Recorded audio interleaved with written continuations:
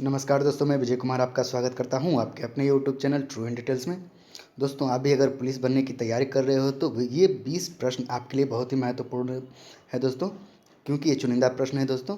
और 20 में से आप कितने प्रश्न कर पाते हैं वो हमें कमेंट बॉक्स में ज़रूर बताएं। और आखिर में हमने आपसे एक सवाल भी पूछा है जिसका जवाब आपको कमेंट बॉक्स में देना है। तो चलिए दोस्तों, ये वीडियो आपके लिए बहुत ही महत्वपूर्ण हो सकते हैं, तो अंत तक देखिएगा। तो चलिए स्टार्ट करते हैं। हमारा पहला प्रश्न है, यूरेनियम विखंडन की सतत प्रक्रिया को जारी रखने में किस कण की ज़रूरत होती है? ऑप्शंस: 1 न्यूट्रॉन, 2 प्रोटॉन, 3 इलेक्ट्रॉन, 4 तीनों। तो इसका आंसर होगा दोस्तों ऑप्शन 1 न्यूट्रॉन। तो चलिए आगे की ओर बढ़ते हैं। हमारा दूसरा प्रश्न देख लेते हैं। हमारा अगला प्रश्न है, सौर प्रणाली की खोज किसने की थी? 1 गैलीलियो, 2 केपलर, 3 कोपरनिकस, 4 इनमें से कोई नहीं। तो इसका आंसर होगा दोस्तों ऑप्शन 2 केपलर। सौर प्रणाली की खोज केपलर ने की थी दोस्तों, याद रखिएगा। तो चलिए आगे की ओर बढ़ते हैं। हम अगला प्रश्न देख लेते हैं। अधिकतम जैविक क्षति किससे होती है? 1 बीटा किरणों से, 2 अल्फा किरणों से, 3 गामा किरणों से, 4 ऑक्सीजन से। तो इसका आंसर होगा दोस्तों ऑप्शन 3 गामा किरणों से अधिकतम जैविक क्षति होती है दोस्तों, याद रखिएगा। तो आगे की ओर बढ़ते हैं। हमें अगला प्रश्न देख लेते हैं। न्यूक्लियर रिएक्टर में भारी जल का प्रयोग किस रूप में किया जाता है? ऑप्शंस हैं: 1 ईंधन, 2 शीतलक, 3 नियामक, 4 तीनों। तो इसका आंसर होगा दोस्तों ऑप्शन 3 नियामक। तो दोस्तों, जितने भी प्रश्न हो सके तो नोट डाउन करते चलिएगा। तो चलिए आगे की ओर बढ़ते हैं। हम अगला प्रश्न है, बहुत ही महत्वपूर्ण है सारे प्रश्न, ये साइंस के क्वेश्चन है और स्टैटिस्टिक्स के बाद में आएंगे। तो चलिए आगे की ओर बढ़ते हैं। हम अगला प्रश्न देख लेते हैं। बायोगैस बनाने के लिए सामान्यतः प्रयुक्त द्रव्य है: 1 जलीय पादप, 2 वन अवशेष, 3 मानव अपशिष्ट, 4 पशुओं का अपशिष्ट। तो इसका आंसर होगा दोस्तों ऑप्शन 4 पशुओं का अपशिष्ट।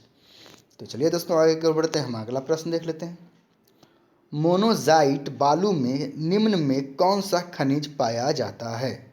Options: 1 thorium, 2 potassium, 3 uranium, 4 sodium. तो इसका आंसर होगा दोस्तों ऑप्शन 1 थोरियम। मोनोजाइट बालू से थोरियम खनिज पाया जाता है दोस्तों। तो चलिए आगे की ओर बढ़ते हैं। हम अगला प्रश्न, नाभिकीय विखंडन में ऊर्जा किस रूप में निकलती है? 1 प्रकाश के रूप में, 2 रासायनिक ऊर्जा के रूप में, 3 ऊष्मा के रूप में, 4 तीनों में। तो इसका आंसर होगा दोस्तों ऑप्शन 3 ऊष्मा के रूप में। तो चलिए आगे की ओर बढ़ते हैं। हम अगला प्रश्न है, व्यापक रूप से इस्तेमाल किया गया नाइट्रोजनी उर्वरक है। Option: nitro lime, 2 ammonia nitrates, 3 urea, 4 इनमें से कोई नहीं। तो इसका आंसर होगा दोस्तों ऑप्शन 3 यूरिया।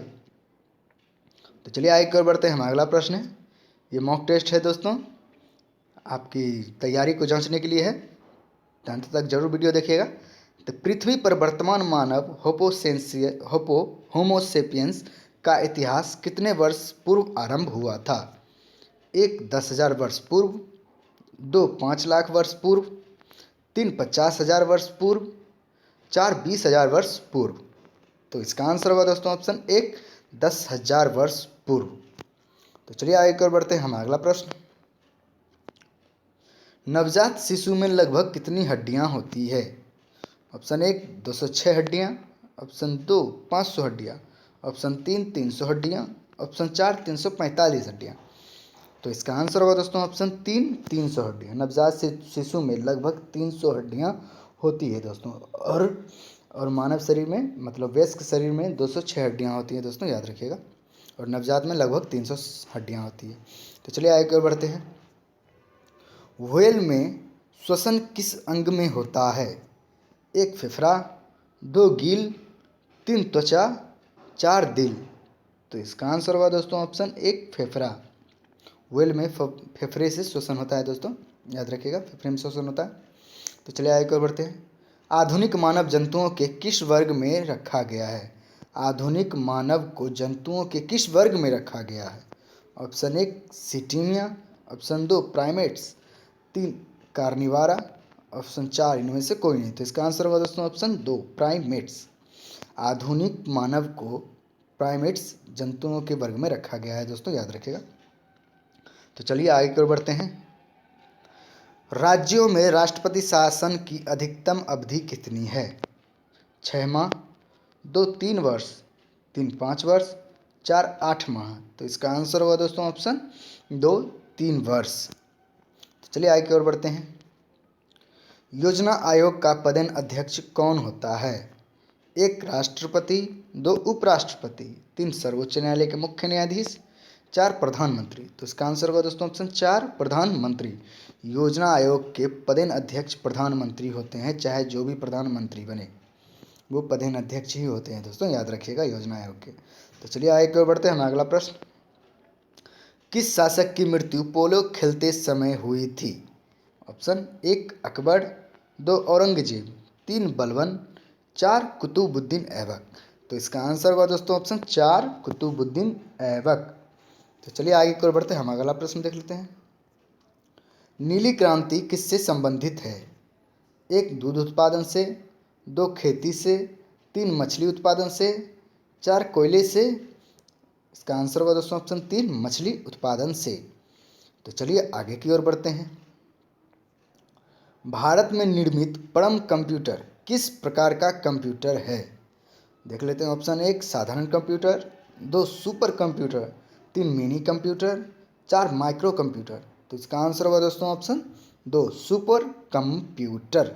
भारत में निर्मित परम कंप्यूटर, परम नाम का एक कंप्यूटर है जो कि सुपर कंप्यूटर है दोस्तों, याद रखिएगा।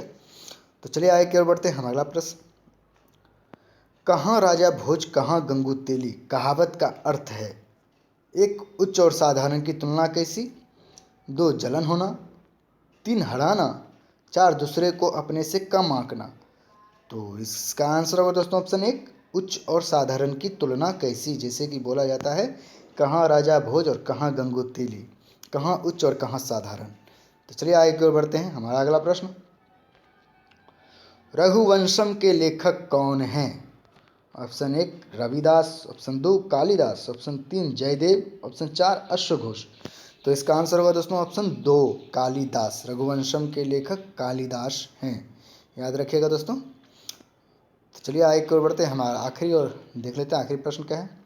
अंतर्राष्ट्रीय साक्षरता दिवस मनाया जाता है। दिवस से भी क्वेश्चन पूछे जाते हैं दोस्तों, और किताब के लेखक जो है, जितने भी पुस्तक के लेखक हैं उनसे भी प्रश्न पूछे जाते हैं।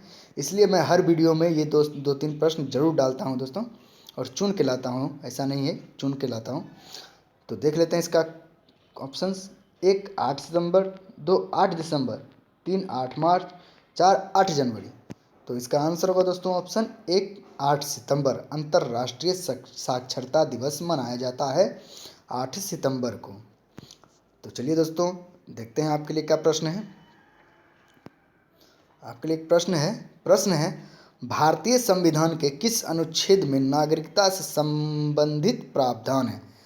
तो दोस्तों इसका जवाब आपको कमेंट बॉक्स में देना है। अगर वीडियो पसंद आया हो तो कृपया लाइक करें, शेयर करें, और अगर वीडियो अच्छा लगा हो तो मेरे चैनल को जरूर सब्सक्राइब कर लीजिए दोस्तों, ताकि जितने भी एग्ज़ाम से रिलेटेड क्वेश्चन और आंसर जीके जीएस के होते हैं उसका नोटिफिकेशन सबसे पहले आप तक पहुँचे, क्योंकि मैं ऐसा ही वीडियो डालता हूँ दोस्तों। तो चलिए आज तक के लिए इतना ही। बहुत बहुत धन्यवाद। जय हिंद, जय भारत।